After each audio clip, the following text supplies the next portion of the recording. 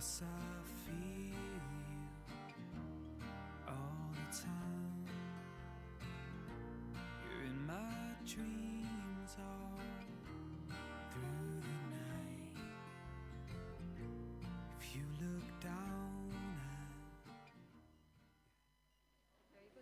at Okay.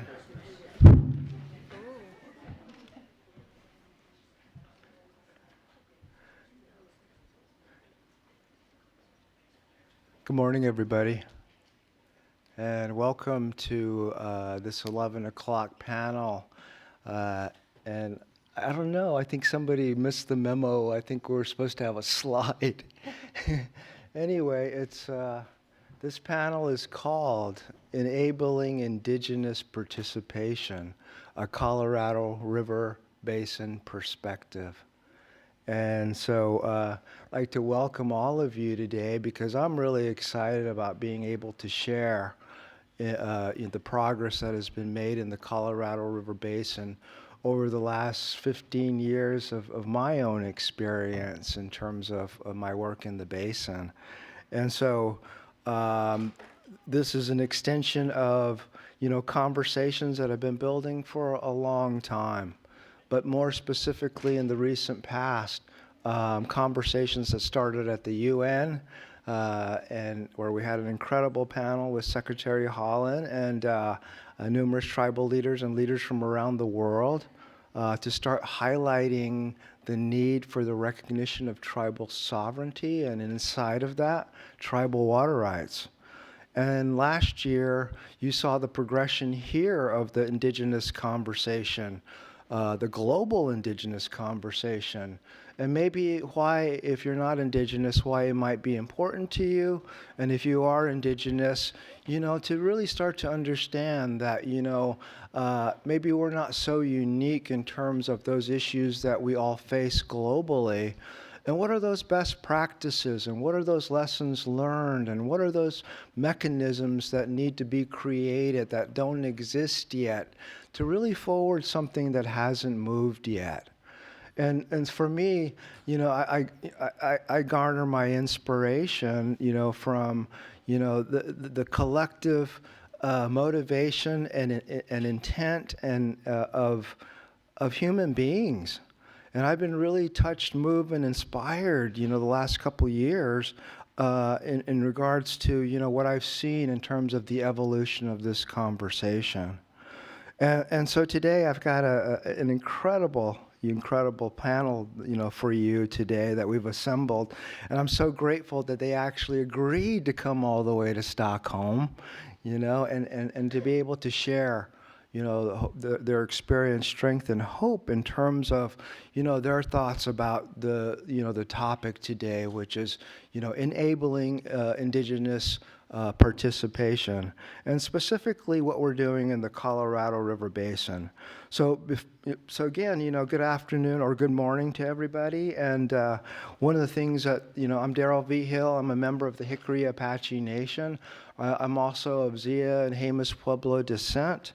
And I used to have an uncle, he used to tease me about that. He said, if when you mix those three together, you get a Navajo. Anyway. So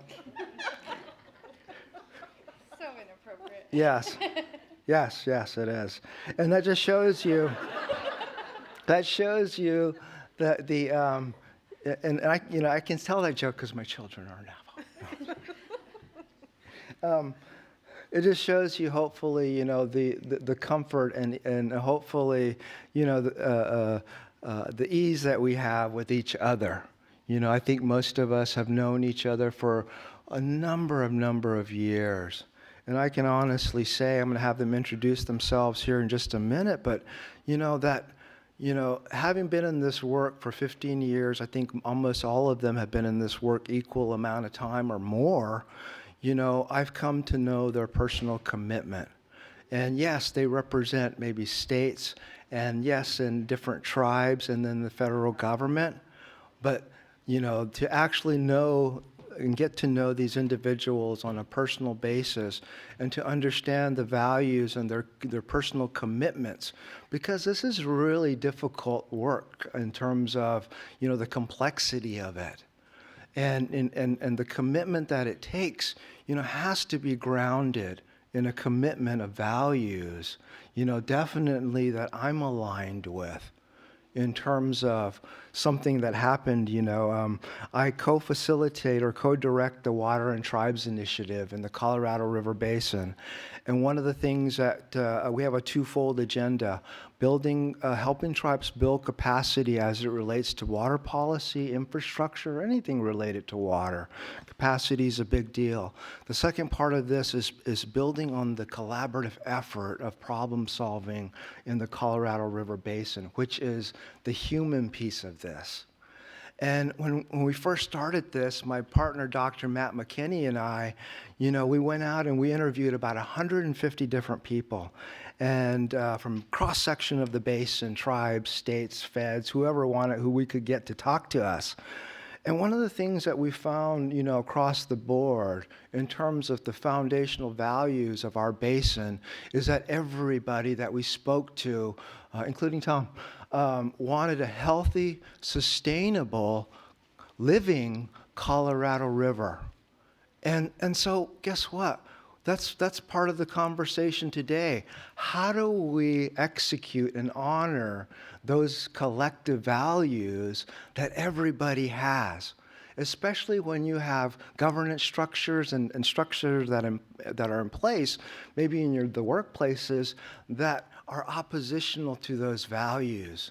And so that's been kind of the process over the last, at least my last 15 years of engagement in the basin, is the joint understanding of each other, because we didn't have any idea who each other was or is. And that was because that's how the structure was created. And I'll say a little bit more about that here in a sec, but I really want to take this opportunity to let my panel introduce themselves and in any way you would like. So welcome, everyone.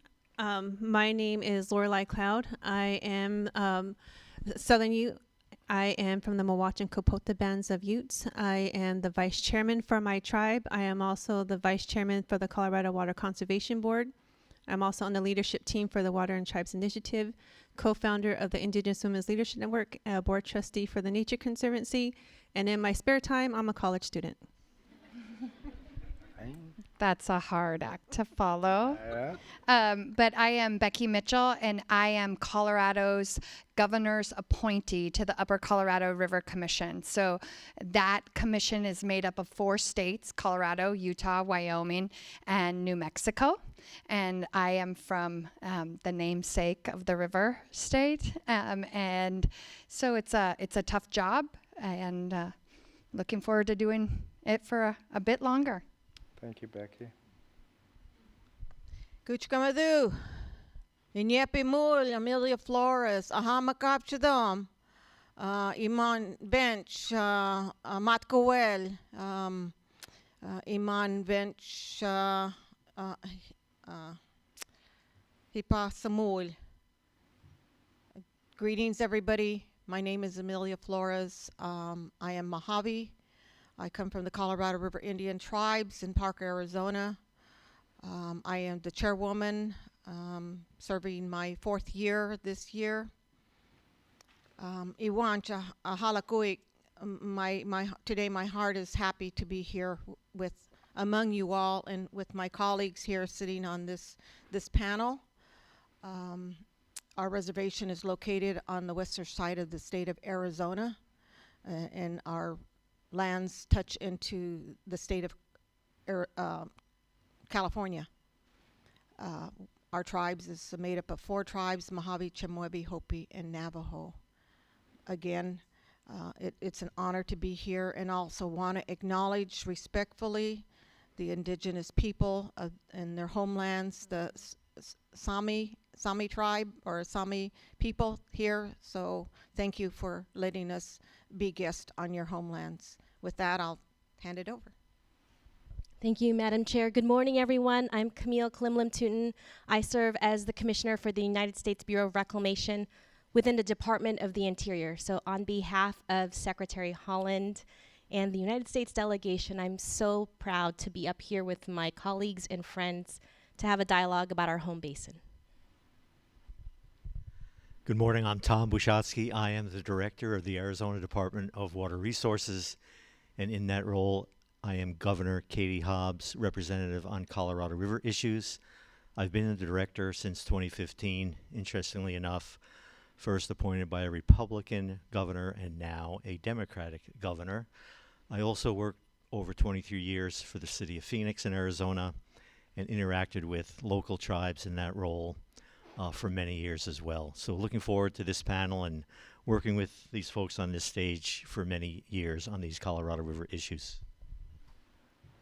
Thank you all, and thank you, Tom. And like I said before, who you see before you are the movers and shakers, or some of them anyway, in the Colorado River Basin.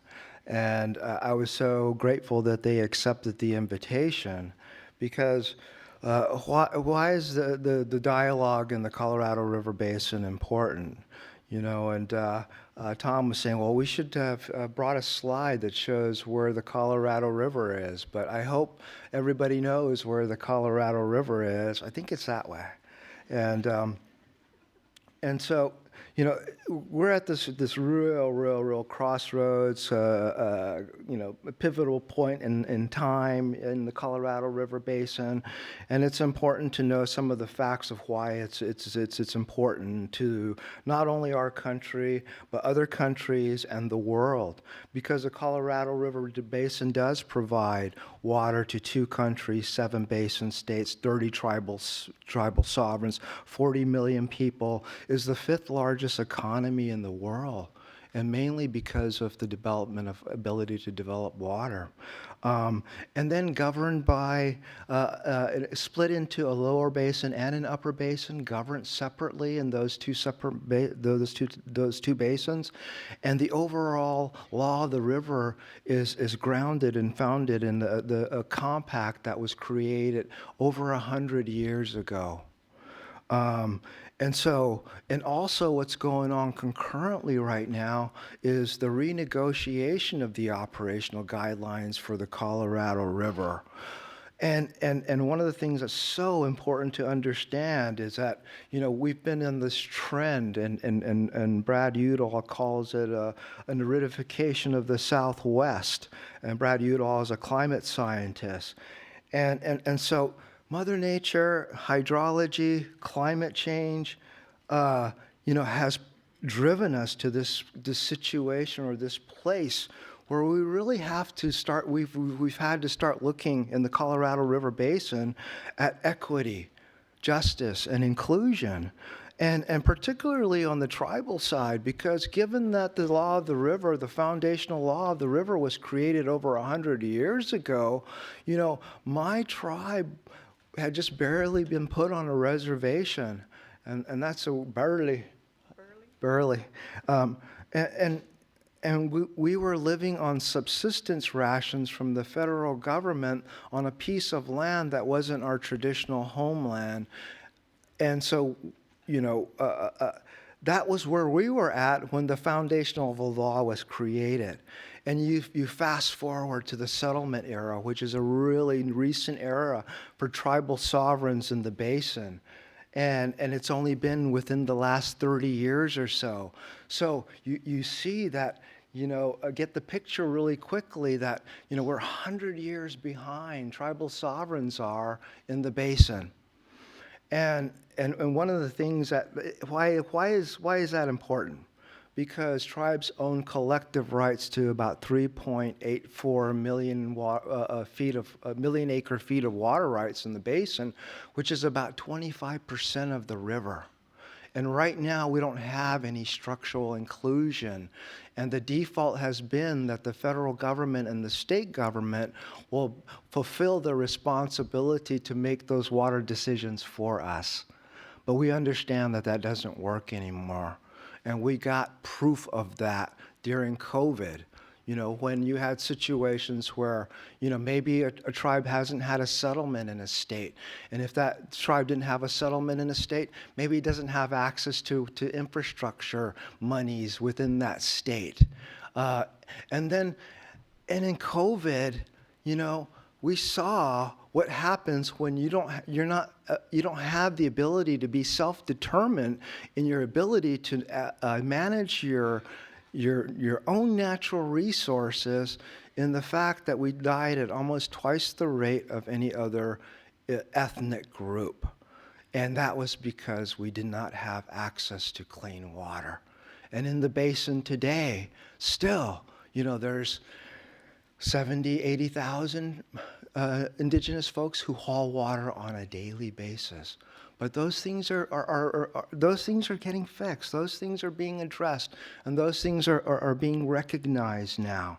And I think this forum that we put together today is really to talk about those issues. When we think about the Colorado River, how do we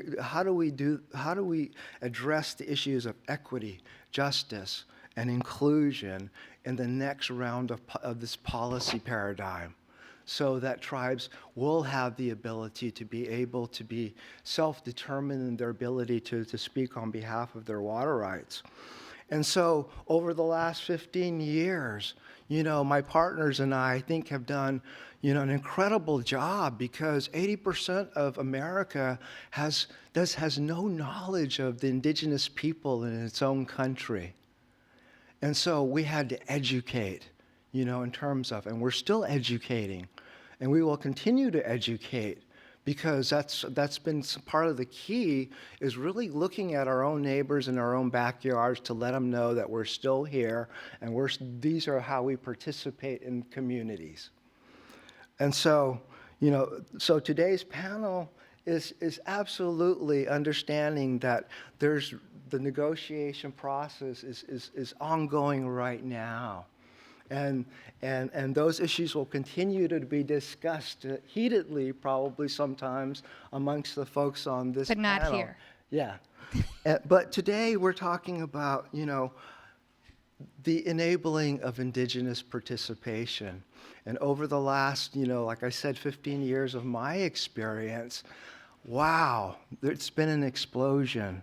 And it's because of those pathways that were created, through a settlement process that hadn't been resolved in a long time in Arizona, through powerful, strong leadership, at the federal level, and innovative, looking out for tribal membership and working with the state of Arizona to accomplish the things that you were doing.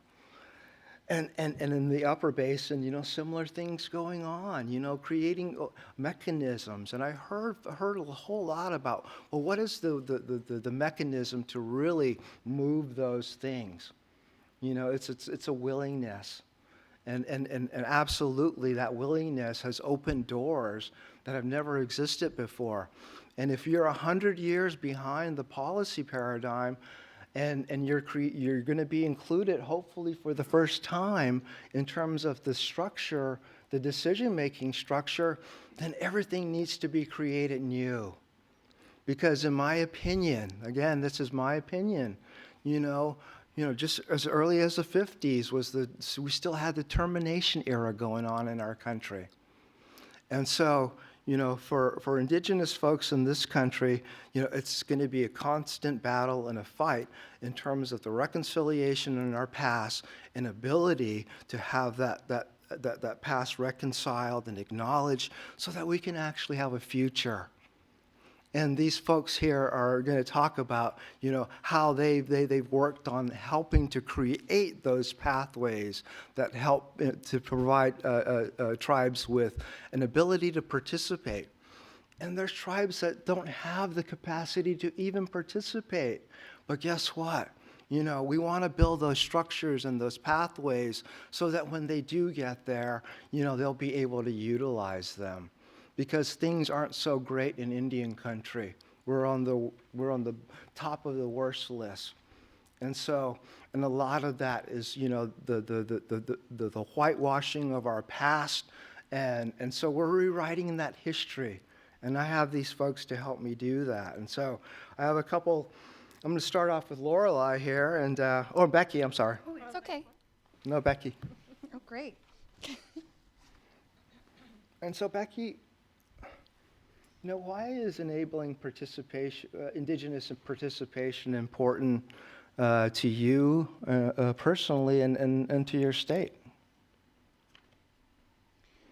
Thanks for that. And you touched on a bit of the why when we talk about the history. And I just happened to be downstairs with a panel regarding collaboration. And it was serendipity that I was there prior to coming up here, because it allowed me a bit of space to reflect on the why even further than my prepared notes. But I think acknowledging, first and foremost, the things that you have said, and acknowledging that we have an opportunity to do better, and we are the people that have the power to do that. And so harnessing that power and recognizing that it is always darkest just before the dawn. And COVID was one of those things that highlighted just how dark it was. And so for me, that was one of the areas or the times that put in perspective the direction we needed to go. So when we talk about the last 100 years and the Colorado River Compact that was signed, and no tribes were involved, consulted, or even informed. And I know Lorelei, our Vice Chairwoman Cloud will mention this, that in 1922, when that compact was signed, that they didn't even have citizenship in the U.S. And so I have a firm belief and conviction that we can and must do better. And so we have to acknowledge, as part of the process of doing better, you have to acknowledge that it hasn't been beneficial for all. And that's what, when we talk about equity, that's what's incredibly important, I think, as the first step, is acknowledging that inequity.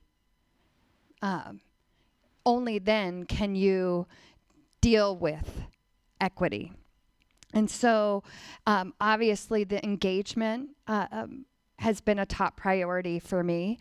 And at first it was somewhat myopic and focused within the state individually, within Colorado. And I focused primarily on the two Colorado Utes, the Southern Ute Indian tribe and the Ute Mountain Ute Indian tribe. And they both have reservation lands within the state of Colorado. And so with that myopic focus, I said, we can do better in Colorado. We can and must do better in Colorado. And maybe my job was a little bit easier than others, because it was just two tribes and both of them had settled water rights. The description of settled water rights is somewhat misleading. Just because you have a settlement doesn't mean you get to fully actualize that. It doesn't mean that you are experiencing the benefits of that settlement. And that was something that I learned in depth in the beginning of the state process. And so by learning that, I realized we maybe needed to take this a little bit further beyond the bounds of our state lines. And it's also important to recognize that tribes don't follow state lines. The Ute Mountain Ute reside in 3 different states. And so the river does not care about state lines. They don't care about upper basin, lower basin, federal lands, state lands, reservation lands. Mother Nature doesn't care about that. And so recognizing that we had to broaden the scope of our engagement and really pull folks along. So we've identified some key goals in mutual goals within the upper basin and said, let's come together, 4 states 6 tribes. You think about 10 governments getting together. 10 governments getting together and coming up with shared goals, shared vision, and saying, everything is a Venn diagram to me. And so I'm an engineer. A lot of us are. And so we've really finding that intersection component and saying, what can we work on together? What do we need to put aside for now? But what also do we need to address? And so 10 governments getting together and saying, what is our shared vision? What is our shared goal? Can we work within the legal framework of the Colorado River? And also saying we need to use the best available science, and much of that is coming from Indigenous knowledge. They've been on the lands for generations upon generations upon generations. I sat at dinner with my friends, and I said, I am just white. You know where you come from. You know what the land means to you. You know why you are here and how it's supported you. And so I feel like it was important component to use to try to figure out ways that we can use the Indigenous knowledge. And so it's separate from some of what we're doing on how we operate Lake Powell and Lakes Powell and Mead post 2026 was essentially what can we do together to make sure that the trust responsibilities for each tribe are fulfilled. And so drinking water was mentioned, key component to life. And when you think about a developed country where many of its people still are having to haul water, that is something that we can address. And I think the federal government is showing great responsibility in trying to move that needle forward, and I'm appreciative for that. So thank you, Commissioner Tootin. But again, how can we create a structure where we can do this in the long term, where it goes beyond the initiative of the folks sitting here? What structure can we create? And that's what we've been trying to do in the 4 Upper Basin states, is create something that lives beyond us. Hopefully we don't live forever. And so what can we create that we can get enough success of now so that people see that this is a way to move into the future? So that's why it's important to me. Thank you, Becky. And, you know, one of the things that she mentioned is, you know, she represents Colorado on the Upper Colorado River Commission. And just recently, you know, it's been mentioned, they created an MOU with the 6 Upper Basin tribes to work together to the extent that the law allows right now. And pretty incredible thing, because the commissioners from the states have been in a process over the last year of visiting each individual tribal reservation and seeing what's going on there. And that's meant a whole lot, so thank you for that. Lorelei, same question in terms of, you know, why is enabling Indigenous participation important to you and your tribe? So I want to give a little bit of history to understand why it's important now. So in 1922, the Colorado River Compact was established. And in that, there is only one line that specifically says anything about tribes, but it doesn't really give us any type of management decision in the river process. So that was in 1922. It wasn't until June 2nd of 1924. So June 2nd of this year was 100 years of Native Americans becoming citizens in the United States, citizens in our own country. And so that's one reason why we were left out of the 1922 compact. So understanding that and why and where we are today is really important, because even it's been 100 years, we've still been left out of the conversations of 100 years of policy making. And so now, right now, we're still trying to catch up to what everybody else has done. But with that being said, I know that Colorado particularly has been a very progressive tribe. And it's because of Becky's voice elevating our voice, the two Colorado Ute tribes, in spaces that we were never a part of. And it wasn't only until she became that commissioner a few years ago that we were able to crack that door open. And that's how I became a representative on the state water board. It's never happened up until last year.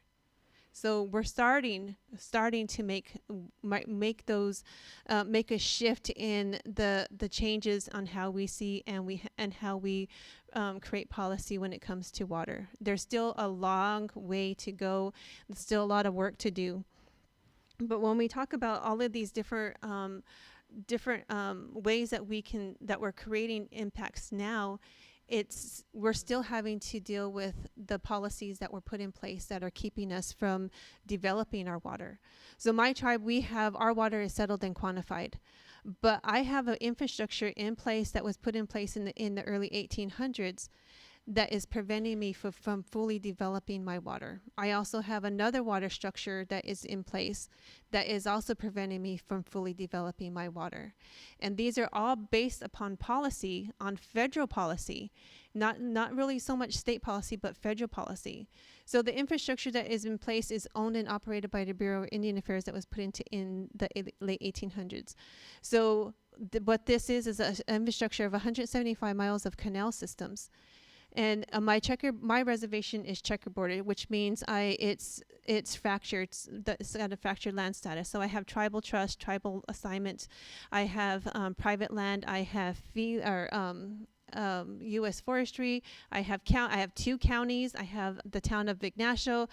So all these different land status complicate our land status. It also complicates how we deliver water. But with that, it also complicates a whole bunch of different other issues. But when you have all these different voices want to have a say in how they deliver water is delivered, those voices matter. I'm kind of getting off subject here, but during COVID, we saw that those elevate our voices as well too. But honestly, a pandemic should have never been the catalyst to elevate the voices of tribal voices, saying that there's an equity and inequity of water. We have been saying for long before then that there was a lack of access to clean water, lack of access for our people to get water to where it needed to be. The federal government already knew this because on my reservation, again, that infrastructure belongs to them. And they have never maintained that system since the 1960s. So only 15% of that structure works. Yet every single person that gets water off of that system, tribal and non-tribal, pay O&M fees. So you pay a fee every single year for water that you've never received. Today, they still pay that fee. In Lake Nighthorse, in order for us to take water out of that system, it's a $600,000 O&M fee per year. So federal policy is also part of that. We're trying to change that now. We're having the conversations now on how we can fix all of these different things that have been put in place prior to a lot of us sitting in the positions that we're sitting in now. And so we're changing that, but it's the participation part. It's the willingness to sit in rooms that are having uncomfortable conversations in order to get to a place where we can make the change. It wasn't, the states had a really tough situation to deal with the 6 Upper Basin tribes when we created the MOU, because we were not easy on the states at all. And we had that was our opportunity to make sure that we said everything that we needed to. But because of those moments, we were able to get to a place that we said that we commit to each other that we will continue to work together to create things that are more beneficial for the Upper Basin. And so that's a challenge, I guess, to everybody, because if 10 sovereigns can come together and create a mutual agreement, I think everybody else can as well too. It's to me, it's pretty simple. But I also wanted to touch on the participation That's also being in those spaces and those conversations where our thoughts and our voices matter, because it matters on the consumptive use. It matters on overuse. It matters on all the different conversations that happen that we were never a part of. Because for my people and the tribes in the upper basin, we do not get compensated for our unused water, which is unheard of. Other water users get compensated if they don't use their unused water. So that means my unused water goes back into the system, and other people get compensated for not using my unused water. Doesn't make sense, does it? So those again, those are all the conversations we're having now, but it's the participation and being in the spaces with everybody else that's allowing us to have those conversations, putting everything back on the table for unused, uncompensated, undeveloped, and what was the other U? Unsettled water. And so the 4 U's are really what's a priority for us in being in those, participating in those conversations. I think I'm gonna go over my time, but I'm like Daryl, I'll just keep talking. Thanks. I'll leave it there. No, thank you so much for that clarity, and kind of what I've heard, Lorelei and Becky, is that, you know, the relationships are important, and finding joint resolution to problems is important, and this building the relationship creates more clarity and clears up gray areas. So when you're thinking about, you know, the future, you know, what would be the best case scenario in terms of tribal participation in your mind as Colorado's representative and as, yeah. Well, you No, sovereigns first. thanks. My ideal vision would be to having a voting seat on the Upper Colorado River Commission for each one of the sovereigns. So that would make it a 10 member commission. But the only way to do that is basically it's an act of Congress. Literally, it's an act of Congress. Congress is going to have to change the structure of that. And so that's a tough fight for us to have. But that's an ideal situation for me. In terms of the future, I think we've had some success in the last couple of years, not only in the upper basin, but across the entire basin. The federal government has led some states, tribes, feds dialogue. I think we need to build on that. We need to continue to build on what we've been doing that's working. And then I think one of the things that we talked about within the upper basin was that it was incredibly important that we have some success from the conversations, that it wasn't just talking, wasn't just meeting to meet. It was actually making change. And I often say, don't take input if we're not going to make change. And so we needed to be able to have some level of success that said this was worth it. And so the MOU was an example of that. That was a step forward that solidified things.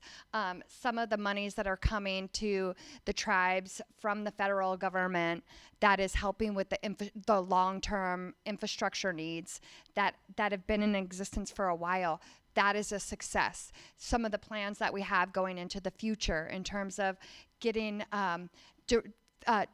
tribes deriving some benefit from their water rights, and being able to bring that back home to the reservation, that is a benefit. We have to keep finding those successes and building on them and doing better. When you know better, you should do better.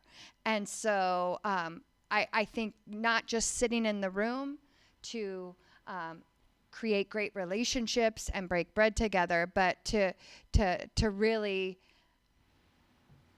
be different and really determine what equity means to us and what are we willing to stand for. And I was speaking about this a bit earlier too, a couple new friends, and I often talk to my mother about what's going on because she will forget what I'm saying, and so there's a level of confidentiality there just because she won't remember. And she doesn't understand it all. Yeah, she will, but she'll be like, she's right. But I often say to her, like, I can't sit back and watch this. And most of the time that relates to the tribes. I said, I can't sit back and watch this. And my mother, who's the strongest, most powerful woman that I know, says, then stand in the way, Becky. Then you must stand in the way. It's not comfortable. It is not what she hopes for me, to be uncomfortable or to experience pain or to experience sadness, but somebody has to stand. And we all have to stand if we want to do better. And so I think we should all reflect on what my mother says, and stand if we need to stand. Well, thank you, Becky. I'm going to take it over to the lower basin now and to Chairwoman Amelia Flores, and very grateful to be friends with Amelia for a long time now. She was on council before and got to know you really well through the 10 Tribes Partnership. And I think, the tribal water study set out incredible foundations for relationship goals with the federal government that I think are still applicable to today. And so I really appreciated working with Colorado River Indian tribes and your leadership and the past leadership as well, and understanding that you have one of the largest quantities and one of the oldest rights, and again, it adds to the complexity in terms of recent settlements and decrees and different legal precedents that have been set as well in terms of the finalization of tribal water rights. And so I think Amelia and her tribe have been always extremely protective of making sure that their membership will have access to their water. So Amelia, why is it important to have Indigenous engagement in this process? Thank you, Daryl. Thank you, Daryl. I'm going to bring a different perspective than what has been spoken, but I agree, with what has been shared. I am the river. My identity is with the river, the Colorado River. We have all the data, we have the engineering, we have the scientific perspective to this, but my perspective in sharing with you all today, that it is my identity that I bring to the table when we go to these meetings, and having our voice heard for the negotiations. I carry on my shoulders, as the first chairwoman of the Colorado River Indian tribes, 4,600 tribal members on my shoulder, 24/7. I carry them with me. So it means a great deal to me to speak up on behalf of our tribal membership in what our leaders fought for so long, for the protection and to have the river to continue to flow through our reservation. It meanders. It's like a ribbon that flows through our reservation. We have our cultural ties. We have our spiritual ties to this river. And sometimes we don't bring that to the forefront. It was talked about in other panels that I heard that the women are the water bearers. We're the protectors of the river. So in me as the chairwoman, I respect the former leaders, all the male leaders that were sitting in office, that prepared a way to continue to hold on to our water. So it's very important for me to speak on behalf of my tribe, my members. As a female, sorry, I've got my notes here. But what we're discussing today is our assets. Our land and our water are our assets that our Creator, Mativil, gave to us, and His Son, Mastamho, as stewards, that we need to take care of the water and our land. So I think the real question is, why should we not be involved in the negotiations and discussions? Why should we not be as full participants? And we've had made, in the 100 years, as the girls have said, and it's been 100 years, we've made great strides. We have made great strides so far in all the meetings that we've been invited to and been a part of. My philosophy is that if you look at the long term of where you want to be and where you want to go, you're going to get overwhelmed. You're going to get overwhelmed and you're going to be crushed. So I like to look at it as in increments. We made this meeting. We reached this goal. It's going to get harder the next time in negotiations. But we can get through it as a team.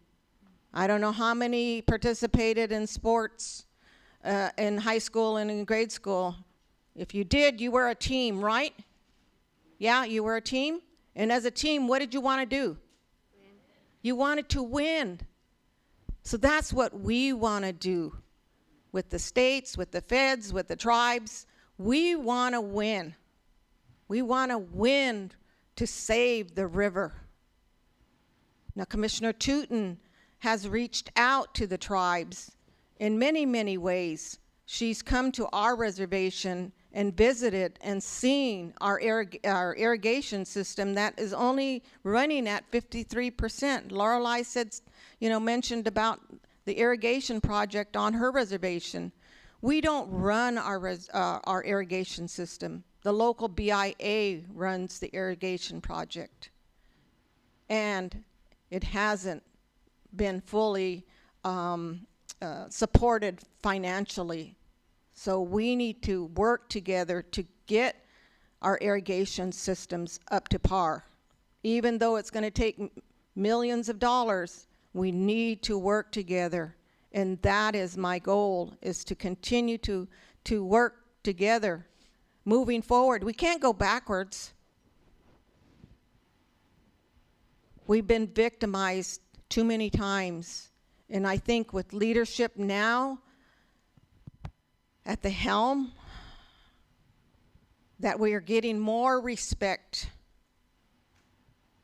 We're getting more understanding where we want to go.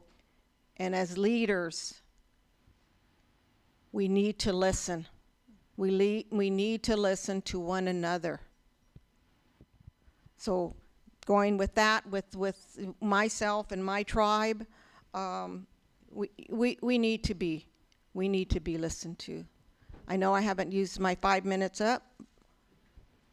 I only have 4 minutes, but we'll continue on to the next question. I could read my paper and my notes, but I'm not going to go through that. So anyway. So what would that look like, Amelia, just real quickly to you, before we go to Tom? To you, what would participation look like to your tribe? Participation would be, again, I hate to use this metaphor, but being at the table. We once said in 2014, 15, when we were looking at the our DCP, drought contingency plan, when we were being alerted that, hey, the river is, is not at its full capacity. The reservoirs are not at their full capacity. So we were having state meetings and federal meetings, and when they would show the engineering and all of the data, they were showing it up on slides, and they had the state the different columns that represented the water users. There was no column for the tribal waters. But today, the tribes' water allocations are used in that. And so we are recognized for that. And so moving forward, again, we need to be, it's essential if we're going to save this river that we are respected and as participants, that we are welcome as participants. Again, I think Tom realizes that, Commissioner Tootin realizes that, and so moving forward, it is being heard respectfully. Thank you. Thank you, Chairwoman. And we're going to go to Tom now, and I think Tom has one of the hardest jobs in this country.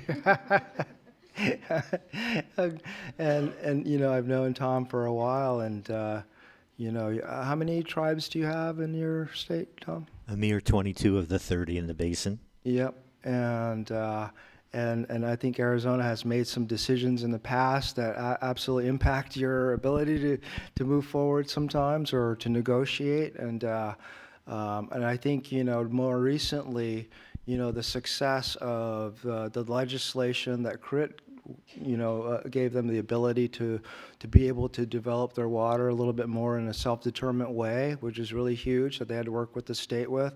And then the two tribal settlements that are taking place right now, I know, are absolutely vital to moving forward with policy in the basin, because hopefully those gray areas will be cleared up. So Tom, same question. So Daryl, as you mentioned, there are 22 tribes in my state out of the 30 in the basin. So that is a challenge unto itself. There is no commission among the three lower basin states, California, Nevada, and Arizona. The compact allowed for that, but California and Arizona wanted to fight instead of creating a commission. But we're getting along now, so there's no simple place like the Upper Colorado River Commission to bring all the tribes into the fold at one time. But in terms of the importance of the tribes, certainly in Arizona, the tribes collectively have half of the Colorado River water in the state of Arizona. Chairwoman Flores talked about taking steps forward and doing this collectively. My opinion is that the challenges facing the river moving forward can't be addressed by any one tribe, any one state, any one water user. We have to have all of the sovereign tribes, the states, and many of the big water users together to solve the problems facing us on the river, or we're not going to save the river. So with that backdrop, I also want to say a couple things about Arizona tribes. So we have 18 tribes that have had their water rights quantified or settled. 4 of those settlements are in front of Congress right now, and several other tribes whose settlements have been passed through Congress are in the process of implementing those settlements and making them final. So we still have 4 tribes to go. At least 3 of those 4 tribes have asked the federal government to create a team to talk about quantifying their rights with the state of Arizona. And I think I've been here for a few days, and I think there's been some meetings on at least 2 of those 3 without me moving forward. One of my other challenges in my role in Arizona is that for me to sign on to certain agreements with the other states or the federal government to manage the river, I have to go to the legislature to get approval, and that can be a challenge in and of itself. Chairwoman Flores talked about the drought contingency plan. When that started being put together, 2013, it became a larger group in about 2016 in Arizona. We created what we call the steering committee to get support in our state to go to the legislature and give me authority to sign that overlay to the 2007 guidelines. We had 3 tribes in that group of about 45 that included water users and legislators. So I think we may have, Chairman Flores, started a trend by starting to have the tribes have a formal seat at the table. That steering committee now has morphed into the Arizona Reconsultation Committee for post-2026. We now have 6 tribes out of our 22, but others are allowed to participate, just not sitting at the table because it's a challenge to do so. And in terms of Chairwoman's talk about small steps, we've had the ability for tribes who settled their water rights to market water that has been used historically. The Colorado Indian tribes got authority in December of 2022 to market their water. Again, their water that they have an historical use for, because in the West, the tradition is if you are not using your water, flows down to the next person so that they can use it. And we're following along that path. So, for example, with the Colorado Indian tribes marketing, I worked with them for 7 years before that agreement was finally signed last May. And I know the Colorado Indian tribes have worked probably since at least twice that long, maybe longer, to try to finally get that done. So small steps, again. In 2016, under President Obama's administration, the person sitting to me on the left, the commissioner, is now the commissioner for New Mexico. And there was one entity in the state of Arizona that was using all of the capacity to store water in Lake Mead. So we entered into a process to take the capacity to store water in Lake Mead and split it between tribal and non-tribal users. Again, seemingly a small step, but that was a very big lift for me to get that entity to agree to do that. There was a little bit of a very public debate about that and some real divisive discussions that ensued. So much like Becky, you have to take a stand and you have to push these things forward if you're going to get them done. And likewise, we have the challenges moving forward in post-2026. And one of the challenges, there are the 30 tribes, the 7 states, there's Mexico, and there's many other stakeholders, NGOs, river runners, large water users. We need a room 5 times this size to get everyone in the room at the same time. So I think what we're trying to accomplish in Arizona is having different layers. I talked about the Reconsultation Committee. We participate in federal tribe states, which the commissioner will probably talk more about. So moving forward, I think tools that we have seen in the past, again, being able to store water in Lake Mead, and perhaps there's the ability for Upper Basin to store water in Lake Powell. Those tools being available to the tribes, allowing the tribes to market their water supplies, and unfortunately, federal law stands in the way of that, and we had to go to Congress to get a law passed to allow the Colorado Indian tribes to market their water. And one of the benefits of settling claims versus having claims litigated, the Colorado Indian tribes had their claim litigated in Arizona v. California in 1963 or so, is that you can have those things passed in your settlement legislation. You don't have to go back separately to get progressive programs put into Indian country, so to speak. I will say, and Daryl, you started out with kind of the personal note. I live on the border of the Gila River Indian community. They have the second most Colorado River water after Colorado Indian tribes. And I've seen over the last couple of decades the benefit of that tribe's water settlement, which I actually worked on in my former life with the city of Phoenix for 5 years, 1999 to 2004. But now living on the border of the reservation, I see what economic development has occurred.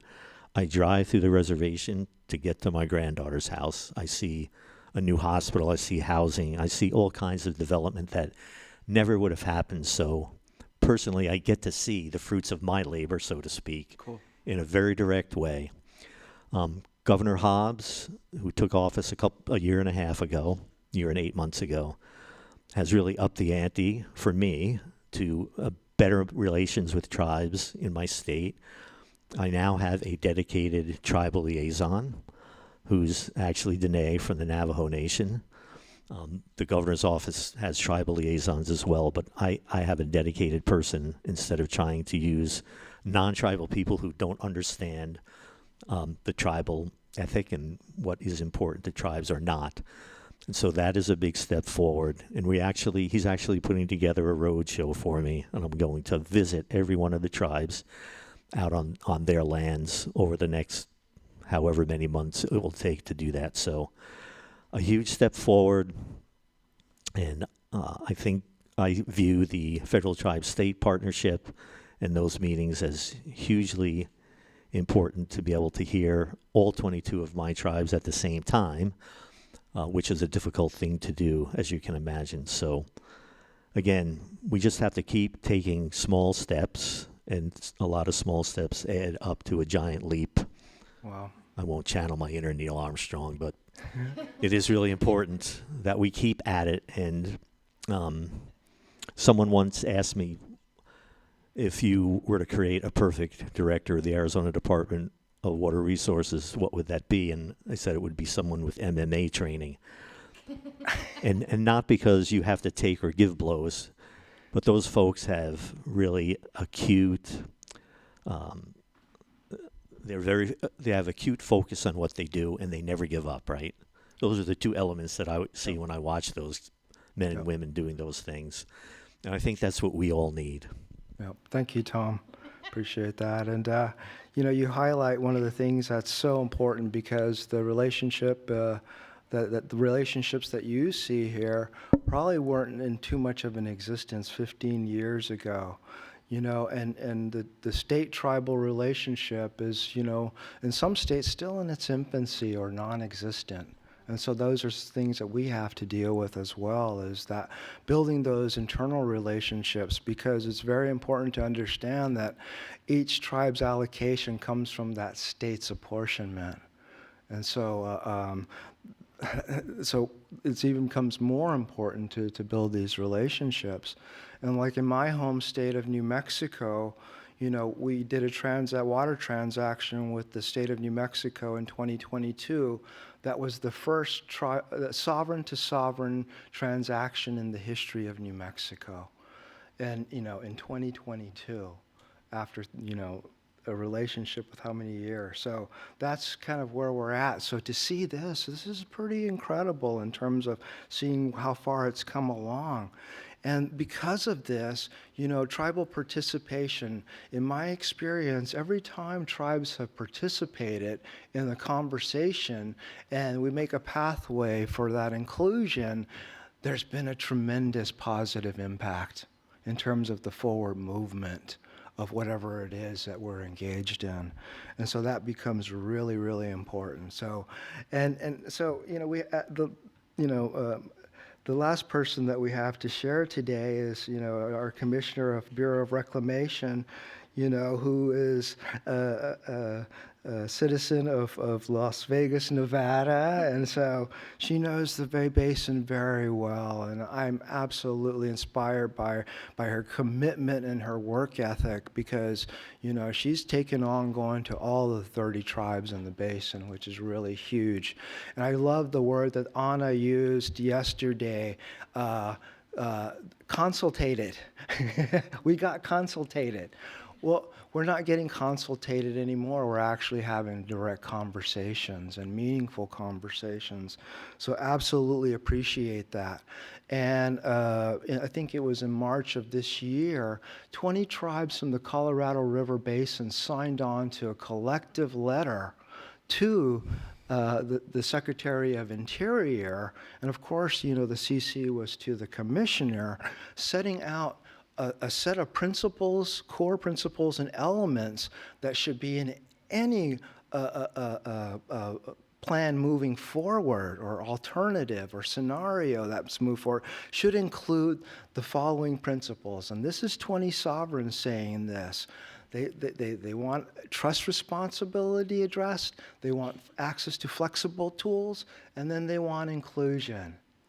And so it's pretty amazing that you have, that 20 tribes came to that joint consensus, and hopefully maybe, we're trying to be role models for our state partners in building that same consensus as well. But the point that I'm making is that, Commissioner Tootin has been incredibly receptive in terms of the listening of tribal sovereigns in the basin and making that commitment that things are going to be different as we move forward. And so with that, I absolutely appreciate, the leadership that Commissioner Tootin has provided.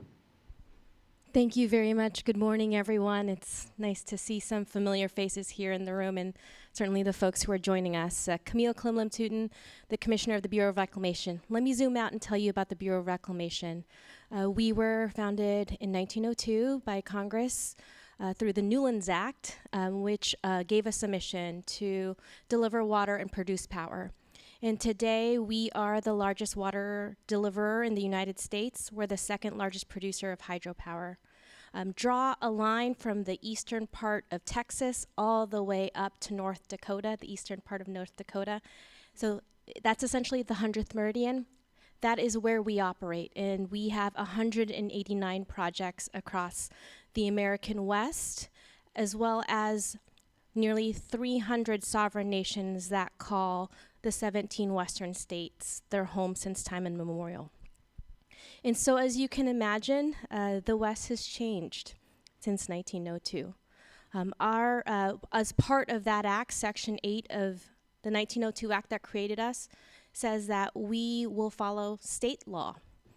And under water rights, as already alluded to, it goes by prior appropriation, first in time, first in use. And so you have a federal entity that operates within 17 western states that have different frameworks, and then you have nearly 300 sovereign nations within that. And so it really is a complex system, but it is a vibrant community. And what I get to talk about today is my home basin, the Colorado River. As mentioned, I'm a Nevadan. Lake Mead was my backyard. That's the largest reservoir in the United States. And so when we walked into the door, the Biden-Harris administration in 2021, there was a couple of things happening. First, we were still in the middle of a pandemic.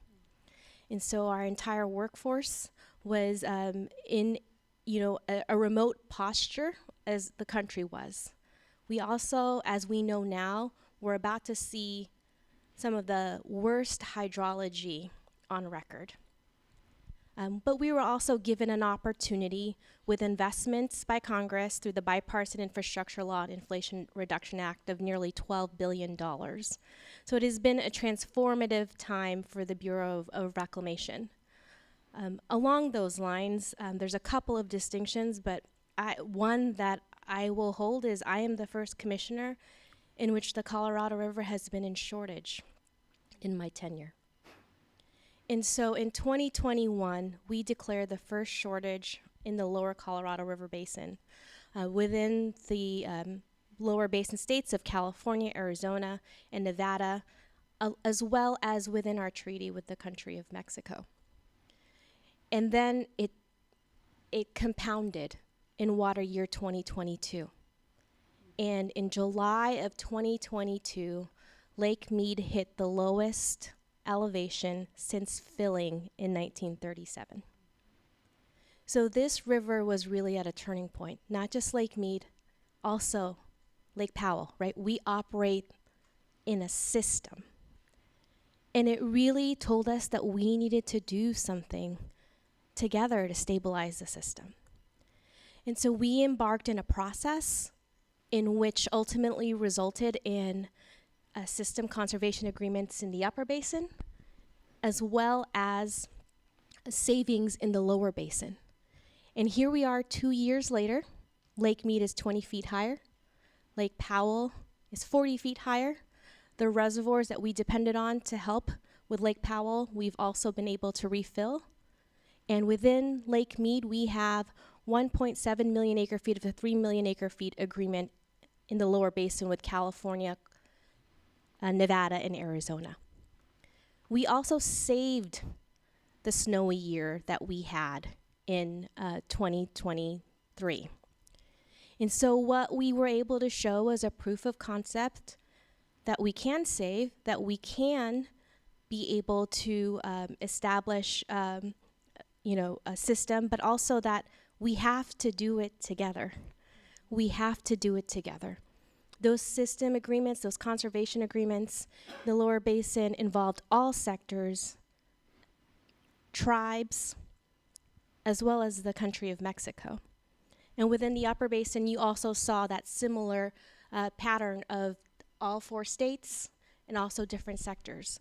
And that is the solution moving forward. And so as we look at what is the role of sovereign nations in this conversation, to be in a place to make decisions that future generations can be proud of, we have to have people at the table to have that conversation, including the tribes.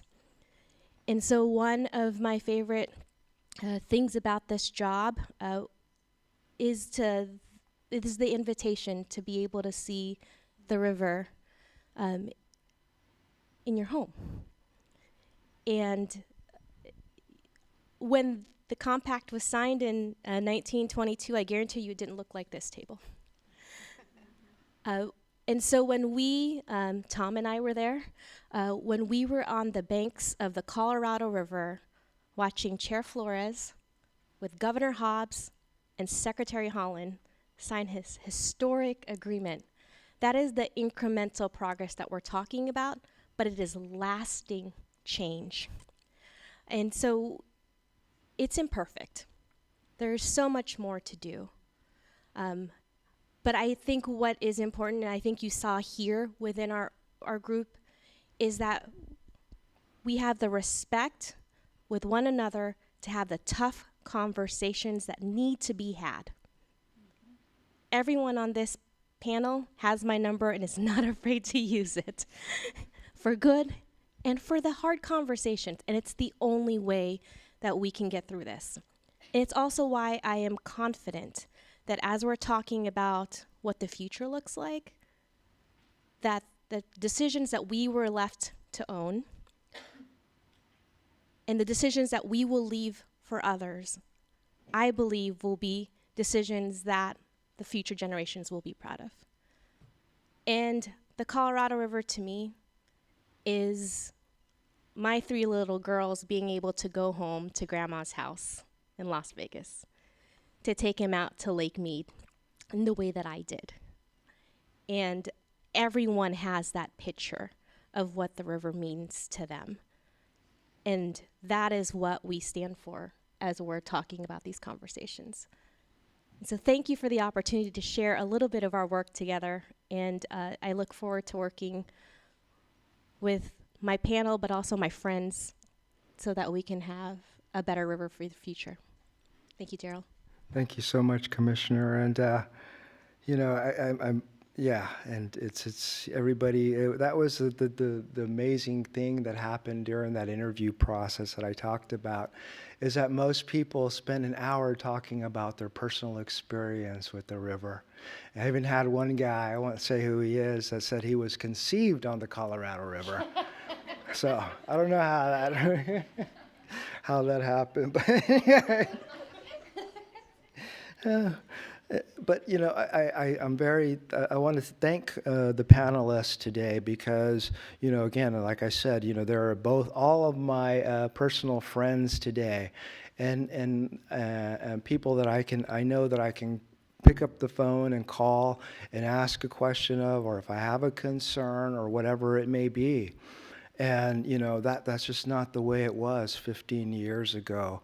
really had to scratch and claw, to get into access to different things and be very demanding about inclusion to different things. And that was one of the stories that I like to tell is in 1992, after that settlement period, there was a group of 10 tribal leaders who got together and they crashed a meeting at what used to be McCarran Airport in Las Vegas to demand inclusion into the Colorado Water Users Association. And that was visionary at that time. And I'll always be grateful for those leaders who started that because they really set the stage for us in terms of that do work within the tribal world, to be able to have a platform to be able to grow from. And so we have about 15 minutes for Q&A of any of our panelists. And I just want to have you help me give a round of applause to all of them.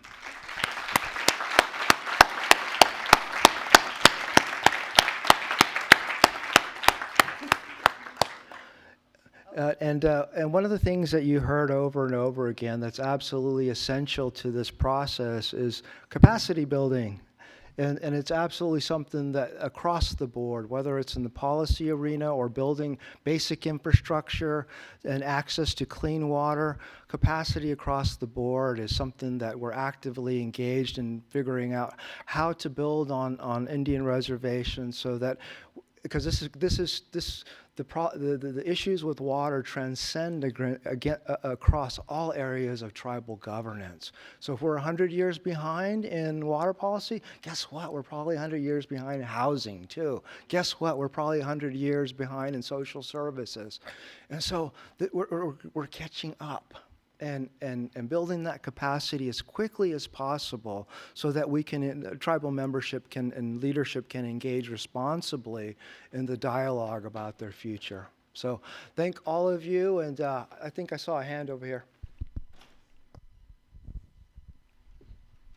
Hi, thank you for the panel. I have a question for both Camille and the gentleman from Arizona Department of Water. I forgot your name. I'm sorry. I know we met before, but Tom. So given that the tribes are in the situation that they are in Arizona, and Arizona is a tough state, I know. But what kind of milestones is both the Bureau and the Arizona Department of Water setting in order to meet the needs of Indigenous nations, given that you've met with them many times and you have heard the needs, and what kind of milestones are you setting or have you set in order to bring it more towards a place of equity? Because, one thing that I didn't hear was tribes have had treaties since before the 1920, before the compact, before the date of citizenship. Tribes have had treaties since then, but yet we were left out of the Arizona, California, the 7 states compact. So I don't feel like citizenship and is a reason to not include tribes, since they were already recognized as sovereigns and had that type of relationship with the nation already at the time. And so I guess that would be my next question is, why do you really think that citizenship is the reason that tribes were left out, or what else could it have been? Thank you. And just really quickly, I want to just say that, when you're talking about milestones and maybe processes and structures that have been put in place to forward this conversation, and there's been a number of things, there's the first thing like the Federal Tribes States meeting. That never existed before. And they call it the Sovereigns meeting. And Governor Lewis calls it the 38 meeting or whatever he calls it. But so those type of things are being put in place in terms of these structures that have never existed before, like I talked about, because they need to be, because we were never included, and so those pathways have to be. So I'll turn it over to them. So just real quick, I work for the governor, for Governor Hobbs, and Facilitating remaining tribal water rights settlements is one of her 4 main policy directions on water in the state of Arizona.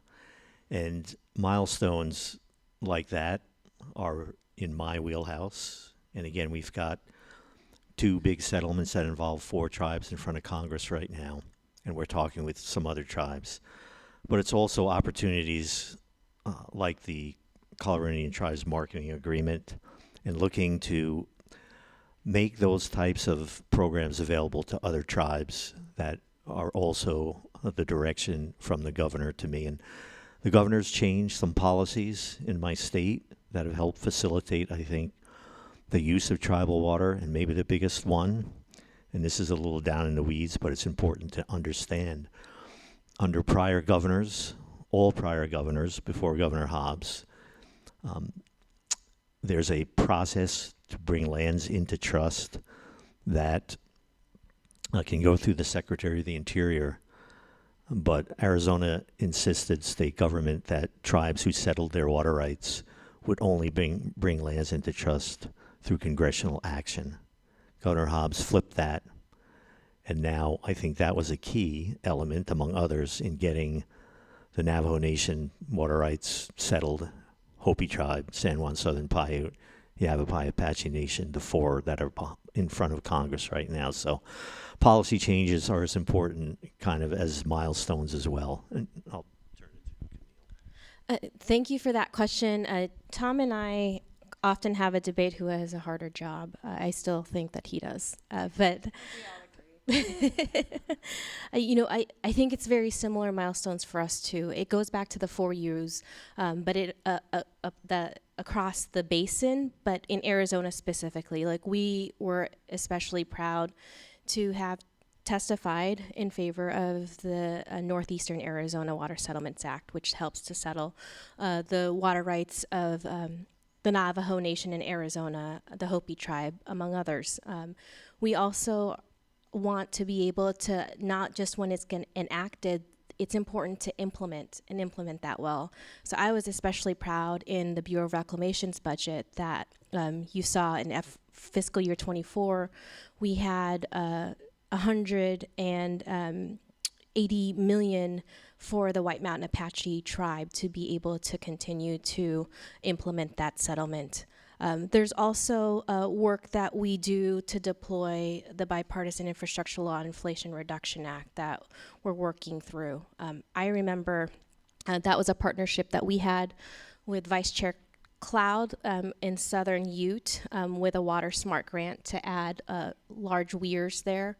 But so there's a lot of this that has to be within the settlements, but also really has to be as our constituents, as our trust responsibility to you. So implementing settlements, deploying resources is where it's needed. You asked your question on why do you think tribes were left out? I don't know, I wasn't there, but I will tell you they're not anymore. And under the leadership of Secretary Holland and President Biden, that is something that is very clear that is a priority for us as an organization within the Department of Interior, but also within the federal government.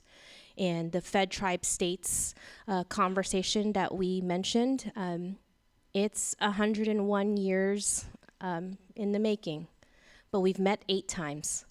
And within that, that's the principles. I think the other thing that most folks may not recognize, whether it's Chair Flores or Vice Chair Cloud, they're running nations.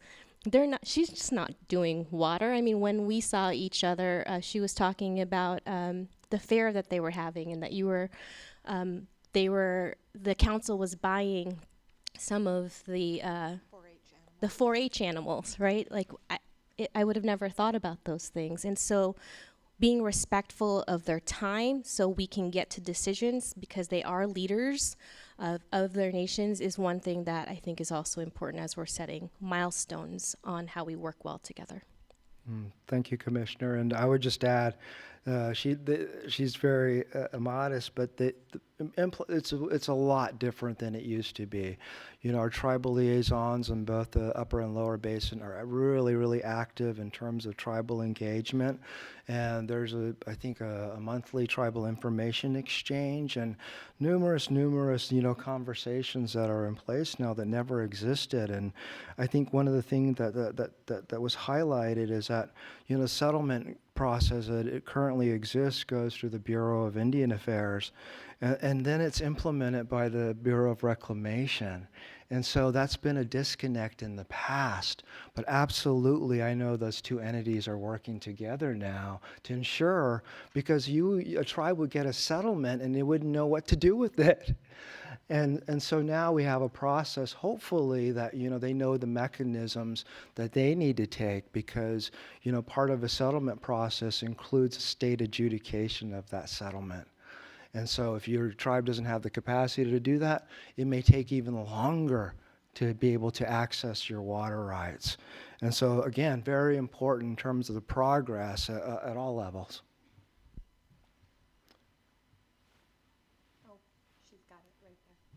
Hi, hello. Lynn Porta from the North American Youth Parliament for Water. Thank you, panel, for your time and for coming to such a big stage to come talk about the Colorado River Basin from North America. I think it's really important to focus in on this topic, so thank you all for your time. My question I would like to use to turn to focus on the future. A few of you have mentioned the theme of wanting the Colorado River Basin to be a certain way for your children, your grandchildren, planning for future generations. So in your various nations, communities, offices, or commissions, the various places you work, what specifically have you done, or what efforts have you taken to consider or specifically include the considerations and needs of current young people and future generations to have a Colorado River that meets the vision that you all have for us? Thank you. Lorelei? So I know for the Southern Ute tribe, we're always thinking about those that still haven't been born yet. And right now we've been really focused a little bit more on the post-2026 negotiations, because those guidelines that we put in place are going to affect them. And so we're diligently making sure that we're, for the Southern Ute, we're protecting our water. And we also know that the only way that we can protect our water is to develop that water. And so those are the ways that we're trying to put those actions into place now for them, so that I want them to have a beautiful environment for them to thrive in, for all of our youth. But I do want to go back and mention something what the Camille had mentioned earlier. So like I had mentioned earlier, BIA owns the infrastructure that's been in place that doesn't work. We've been talking about this for such a long time, but Camille and her staff stepped up from the Bureau of Reclamation and provided some funding for us to fix a small portion of it, so that we can get water flowing to other parts that really do need the water. And so that is how we're creating the partnerships and participating. But just that little bit of help is going to be tremendous in what next year's agriculture for our reservation is going to look like, and for the animals in those areas. But the negotiations right now is key on what that's going to look like for our future. And hand it over just really quickly. You make a really important point, because, in terms of this being a generational issue, and so, in order to have access to infrastructure and have a resource that you can start thinking about economic development opportunities and a future for your tribe, that some of that hasn't even happened yet.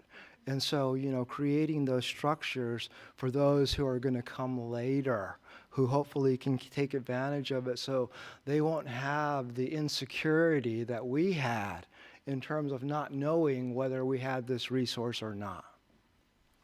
A couple things wanted to touch on, building on what Chairwoman Cloud mentioned, was that the best way to protect her water resources is to develop them, and that's a sad state that they can't just be held in trust like they are supposed to be, and so we have to work on that, because we've kind of talked about why that works or doesn't work, but probably as a state, what I've been focused on that is looking towards the next generation is to really shift our thought on how the river and the reservoirs are managed. And so I think we've been primarily focused on managing towards a demand rather than what Mother Nature provides. And so really looking at, we have to shift and dance with Mother Nature. And sometimes she provides a lot, too much. Sometimes she provides not enough. And so what was the Swedish word we heard the other day? Luga, meaning balance, right? Just enough.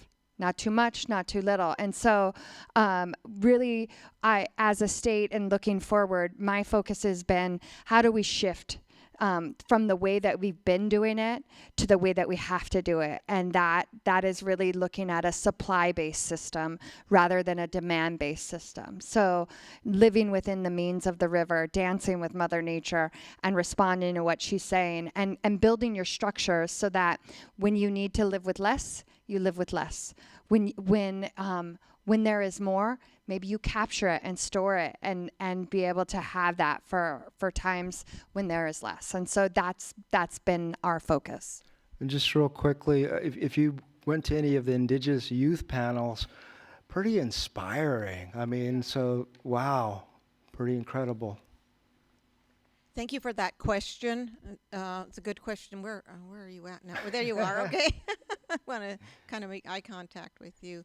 But for the Colorado River Indian tribes, we hired a water team, experts, engineers, and to get the Crit Water Resiliency Act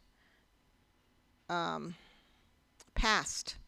We put words into action, and what we were told that once it got through the committees in Congress, that it would take maybe 5 or 10 years. That was our projected date. Not to expect it right away, but it happened within 3 years. It happened real fast. And it was at almost midnight when Congress voted to approve our Resiliency Act with other tribal bills that were there also. So we did that as for the future of our children. You're asking about what are we doing for our kids? We provide with our land leases. We have a Crit Farms where that money is generated. God, I can't think of the name, but anyway, we use that money to run services for our elders and to run the government and to provide services for all tribal members with that money. We also have a casino that we provide funding for our tribal member services for them. We just celebrated our first Water Rights Day this past, it was in March, but we celebrated in April, where we brought the whole community together. We did contests and water, whatever we provided for our young children to get them educated in that the river and the water is part of their identity. That hasn't happened. That's never happened. So this was our first anniversary. It's marked on it's not even marked on our calendar, when we were afforded with the Arizona versus California and when we got that beneficial right to use the land and the water. So now we're celebrating, and hopefully this will generate the interest in our young children, then to be proud of who they are and their identity with the river and the water. So those are some of the things that we have done within this past 2-3 years. So, but the sky's the limit.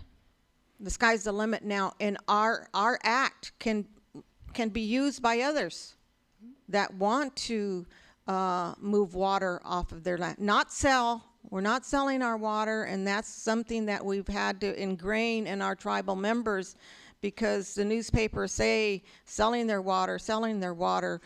Our elders have told us never to sell our water. So we're not selling our water, we're leasing our water, just as we do with leasing our land to non-tribal members. Our farmers that farm partials are not tribal members, but they pay per acre, and they also pay the O&M for the water that is used on those acres.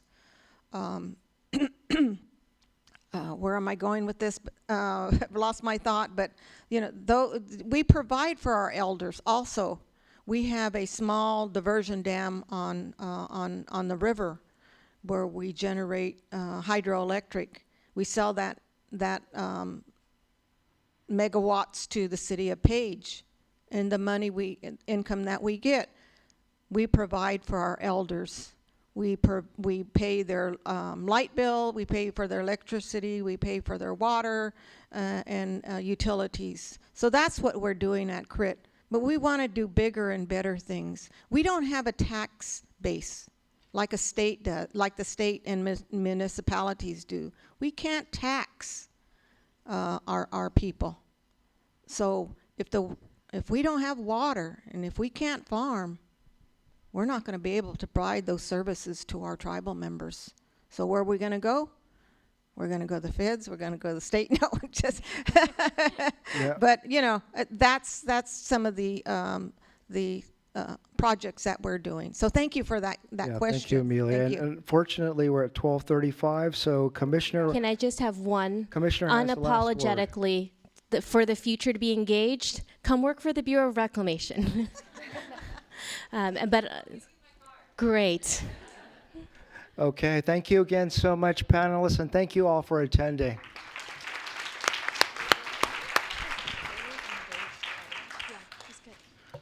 Thank you. Omero.